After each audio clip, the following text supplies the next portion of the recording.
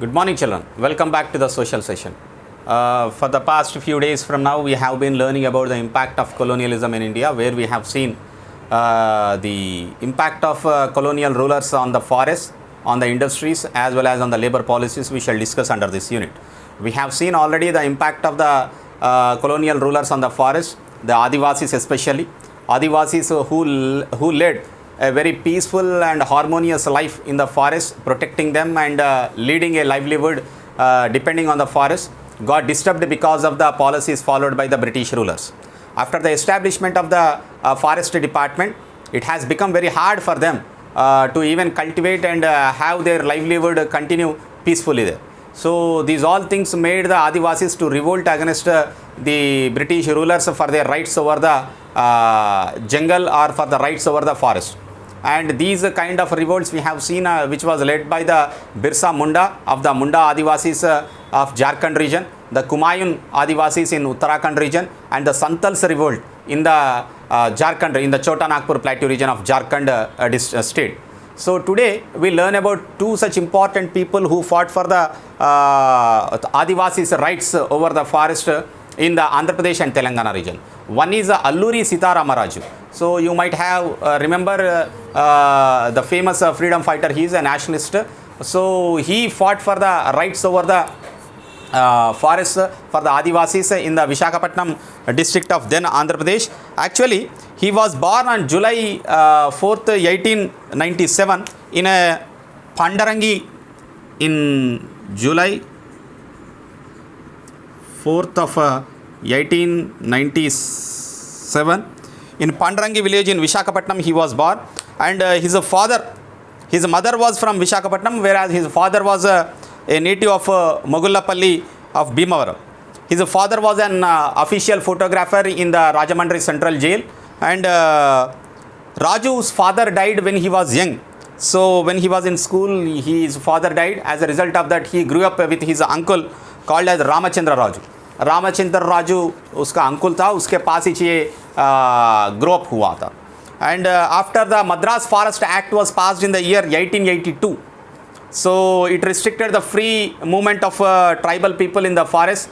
Previously they used to freely move in the forest, but now the Forest Act of Madras Forest Act of 1882 had restricted the free movement of the tribals in the forest. They are now stopped from engaging in their traditional Podu agriculture also. Raju led a series of protest movements in the border area of East Godavari and Visakhapatnam districts of Andhra Pradesh, inspired by the patriotic zeal, okay, because it was a period where nationalist movement was running very strongly. There was a feeling of patriotism among the people. So he ran many protest movements against to these British rulers with a nationalistic zeal and for the rights over the Podu. And he raided police stations in and around Chintapalli and Rampachodavaram, Dammanapalli, Krishnadevipet, Raja Vommangi, and Addagitla, Narsipatnam, Annavaram. These all are the forest areas where the police stations were raided by him, and he and his followers had stolen guns and ammunition and killed several British officers also, including Scott Coward near Dammanapalli. Scott Coward was also killed by Ramaraj. In December 1922, a British company was deployed from Assam Rifles. The British Army got deployed from Assam Rifles here near Pegadapalli under the leadership of Saunders. So he is the person,